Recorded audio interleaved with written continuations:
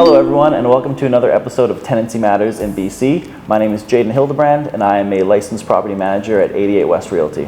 And hi, this is Shirin Saleh. I'm the owner of 88 West Realty. Today we are going to talk about policy guideline number 6, which describes the quiet enjoyment right of the tenants, which we get a lot of questions and issues around that. Exactly. What we're talking about specifically for quiet enjoyment, one of them is the landlord's ability to access the unit. Jaden, could you define what is the quiet enjoyment right of the tenant is? Absolutely. So this RTB policy guideline, the right to quiet enjoyment, is referring to the tenant's right to peace, privacy, freedom from unreasonable disturbances.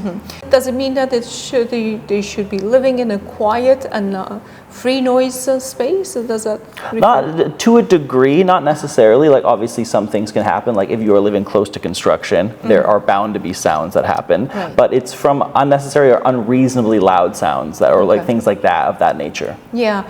Now, you know what, talking about unreasonable sound, it reminded me of a story. This is a true story, and it happened during COVID. One of our landlords actually came to us, and then he was complaining about the loud noises that the tenant would make, and then they would have parties, late night parties, and then the kids running around. So to retaliate that loud noise coming from the lower floor, the landlord would flush the toilet every hour or every other hour during the middle of the night.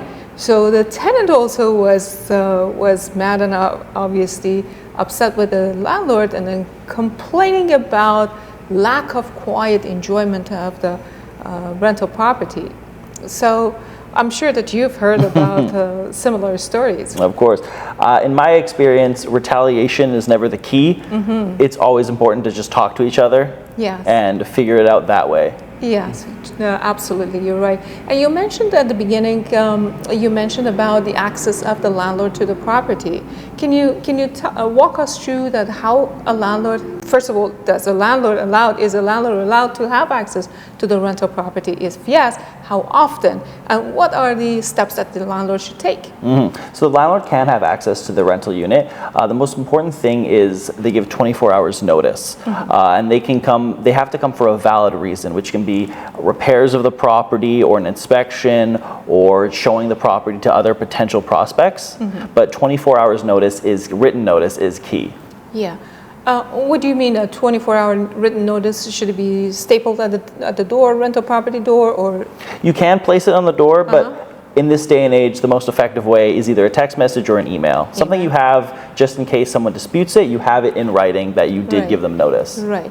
So if I give a notice to a tenant at 10 p.m. and then so I'm not entitled to go to the rental property the day after, I have to wait until after 24 hours. Am I correct? So now my next question is, what is the allowable time of entry for the landlord? So it is between 8 a.m. and 9 p.m. Okay. Now, what if there is an emergency case then? If there's an emergency like a fire or a burst pipe, the landlord can enter immediately. Okay. That's totally legit. Anything that is an emergency or of that nature will allow the landlord access to the unit. Now, if a landlord has completed the legal process of posting or giving 24-hour notice to the tenant, and then it is urgent for the landlord